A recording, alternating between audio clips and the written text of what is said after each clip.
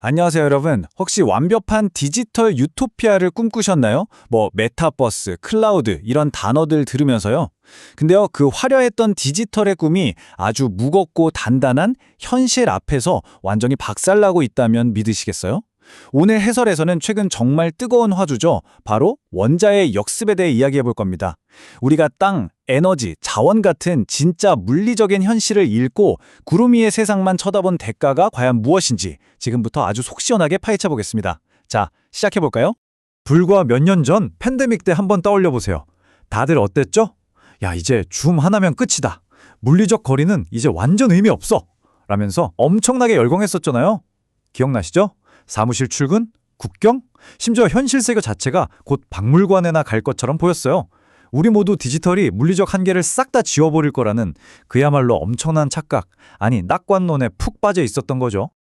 근데요, 막상 뚜껑을 열어보니 현실은 완전 딴판이었습니다. 지금 우리 세대에서 가장 치열하게 벌어지는 진짜 전투는 바로 이겁니다. 화면에서 보시는 것처럼 소프트웨어, 아바타, 클라우드 같은 비치와 실제 땅, 전기, 광물로 이루어진 원자의 대결이에요. 우리가 그동안 문부신 디지털 환상만 쫓아다녔지만 결국 우리 삶의 멱살을 쥐고 흔드는 건 아주 무겁고 직접 만질 수 있는 절대적인 물리적 자원들이었다는 겁니다. 자, 그럼 첫 번째 파트입니다. 비트의 환상과 몰락. 과연 디지털이 어떻게 무너졌는지 한번 살펴보죠. 메타버스의 몰락 다들 아실 텐데요. 2021년에 마크 저커버그가 아예 회사 이름까지 메타로 확 바꿔버렸잖아요. 그러면서 수조 원, 아니 수십억 달러라는 그야말로 천문학적인 돈을 가상현실에 쏟아부었습니다.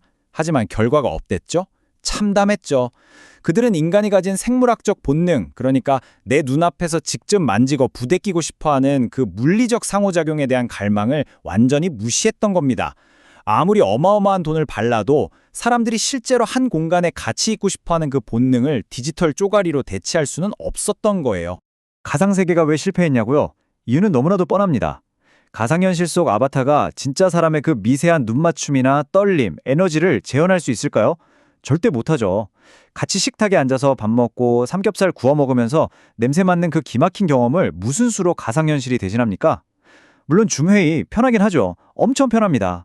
근데 진짜 회사 운명에 걸리거나 국가 간의 중대한 결정을 내릴 때는 결국 물리적으로 딱 만나서 악수하고 눈을 봐야만 하잖아요. 결론은 이겁니다. 디지털 도구가 아무리 날고 기어도 인간은 결국 하나의 몸뚱이를 가진 생물학적 존재라는 거. 현실의 원자적 상호작용 없이는 단 하루도 살 수 없다는 불변의 진리죠. 이어서 두 번째 파트, 물리적 현실의 귀환입니다. 전쟁과 에너지가 우리에게 어떤 뼈아픈 현실을 알려줬는지 짚어볼게요. 우리 세대가 얼마나 큰 착각을 했는지 보여주는 정말 기가 막힌 사례가 있습니다. 바로 영국의 브렉시트예요. 당시 영국 사람들은 이렇게 생각했습니다. 아유, 유럽이라는 물리적 이웃이랑 좀 떨어지면 어때? 호주나 다른 나라들이랑 디지털로 연결해서 원격으로 무역하면 충분하지. 그런데 현실은 완전 달랐습니다. 지리적 영토와 위치는 절대 바꿀 수 없는 조건이라는 걸 뼈저리게 증명했죠. 물리적으로 딱 붙어있는 이웃 나라와의 단절을 무슨 디지털 네트워크 나부랭이로 메울 수 있는 게 아니었어요. 좀 더 냉정하게 지금 지정학적 현실을 한번 볼까요? 최근 우크라이나나 중동에서 벌어지는 참 안타까운 분쟁들, 가만히 들여다보세요. 이게 무슨 소프트웨어나 데이터 뺏기 싸움인가요? 아닙니다. 철저하게 피를 흘리며 물리적 영토를 차지하려는 싸움이에요. 그리고 러시아가 저렇게 어마어마한 제재를 받고도 경제가 버티는 이유, 그게 걔네가 무슨 엄청난 소프트웨어 강국이라서 그럴까요? 천만에요. 석유, 천연가스 같은 아주 원초적인 물리적 에너지 수출에 100% 목을 메고 있기 때문입니다. 전쟁 자체도 마찬가지죠. 가상 아바타가 싸우나요? 아니잖아요. 실제 군인들이 직접 땅을 밟고 총을 쥐어야 하는 지극히 물리적인 현실입니다. 결국 글로벌 권력의 진짜 주도권은 여전히 물리적 자산이 꽉 쥐고 있다는 뜻입니다. 자, 이 숫자를 한번 보시죠. 1473.73원. 물리적 세계를 무시한 대가가 우리 지갑에 어떤 영향을 미치는지 정말 소름 돋게 보여주는 숫자입니다. 저 멀리 중동의 호르무즈 해협이라는 아주 좁은 물리적 길목 하나가 턱 막혔을 뿐인데 순식간에 전 세계 인플레이션이 터지고 우리가 매일 보는 환율이 이렇게 미친 듯이 널뛰기를 합니다. 스마트폰으로 터치 몇 번 해서 디지털 송금을 하기도 전에 우리는 이미 물리적 세계가 삐걱거리는 비용을 고스란히 치르고 있는 셈이죠. 흔히들 지금 경제가 고도로 디지털화 됐다고 하잖아요. 근데 사실 까놓고 보면 결국 거대한 배, 넓은 바다, 그리고 물류가 지나가는 물리적 길목들에 완벽하게 멱살 잡혀 있습니다. 글로벌 공급망에서 단 하나의 물리적 병목, 그러니까 어디 항구 하나만 꽉 막혀도요, 수천 킬로미터밖에 최첨단 디지털 경제 전체가 그냥 그 자리에서 올스톱 돼버려요. 물리적 이동이 끊기는 순간 화려한 디지털 혁신도 그대로 멈춘다는 겁니다. 이제 세 번째 파트로 넘어가겠습니다. AI에 숨겨진 물리적 제약, 전기를 꿀꺽꿀꺽 삼키는 하마, 인공지능 이야기입니다. 여기서 정말 기가 막힌 역설이 하나 등장합니다. 다들 인공지능 AI 하면 소프트웨어 기술의 끝판왕이라고 생각하시죠? 막 클라우드 위를 구름처럼 둥둥 떠다니는 신비로운 코드 덩어리 같잖아요. 근데 그거 완벽한 착각입니다. AI는 사실 철저하게, 아주 철저하게 물리적 인프라에 발목이 잡혀 있어요. 축구장 몇 개 크기의 거대한 건물, 그 웅장한 데이터 센터 없이는요, 아무리 천재적인 알고리즘이라도 단 1초조차 숨 쉴 수 없습니다. 규모가 어느 정도냐고요? 이 차트 한번 보세요. 2026년쯤 되면 전 세계 AI 데이터 센터가 먹어치울 전력이 무려 1050테라와트시에 달할 거라고 합니다. 와, 숫자가 너무 커서 감도 안 오시죠?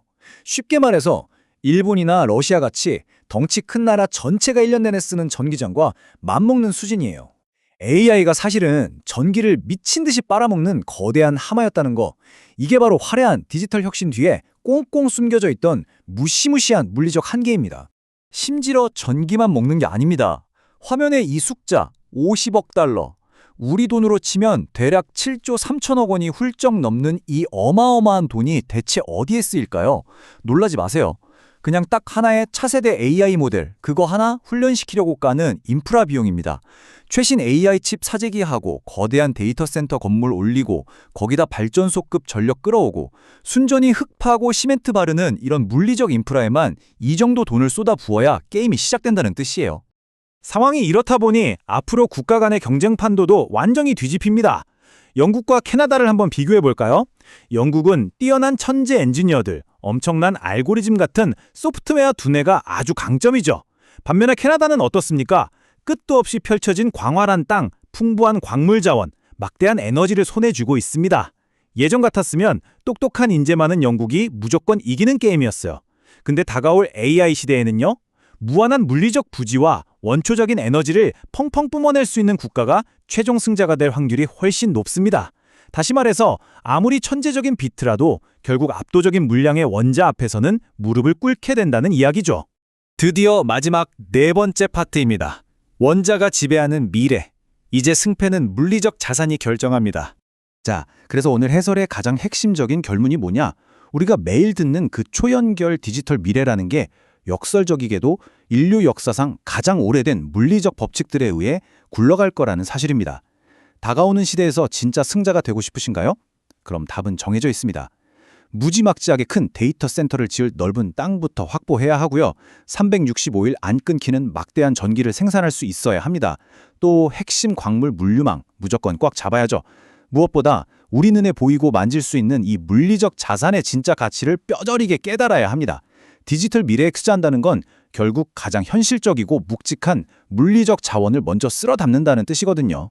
자, 마지막으로 여러분께 질문 하나 던지면서 마무리하겠습니다. 혹시 지금까지 화려한 클라우드 기술이나 가상세계의 신기루만 쳐다보느라 정작 우리 두 발이 딛고 서 있는 이 단단한 땅, 그리고 그 속의 에너지는 까맣게 잊고 계시진 않았나요? 비트의 눈부신 혁신은요, 결코 원자의 든든한 뒷받침 없이는 단 한 발짝도 나아갈 수 없습니다.